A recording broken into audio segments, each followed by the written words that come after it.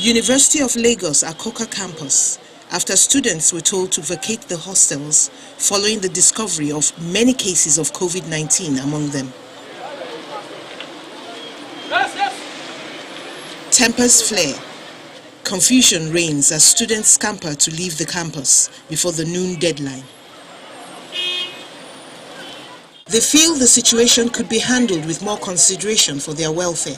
I feel like the whole thing is just very impromptu. They didn't tell us early, number one. It's just yesterday they told us that we have to start moving till 12 today. And I feel like they should have even told us to go home from the moment they found the first case. It's now yesterday that they were just doing their meeting and chasing everybody home. It's so frustrating because now people have to be paying like 11,000 naira to go home. Most of my classmates stay in Nasarawa, Kano.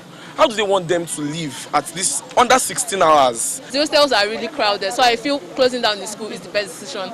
And online schooling. But the problem I have, the fear I have is that they are not going to use a good site for our exams because last lockdown we had issues. Most people were locked out during their tests and exams and they could not take the exam again. The Dean of Students' Affairs never imagined it would come to this. Over the next 3 weeks, we started getting an increased number of students testing positive for COVID. By the 12th of July, we had about 28 students confirmed. We also had staff that also come down with COVID. He claims that students flouted COVID-19 safety protocols, even though every precaution was taken. So students were not actually obeying the COVID protocols. Literally under compulsion. Once they got out of the hostel, they removed the mask. You see them walking all over the campus without mask, without social distancing. We insisted that there should be no squatting in the hostels. But they did everything they could to smuggle themselves into the hostels. The school authorities have extended the deadline for departure by 24 hours to make things easier for the students.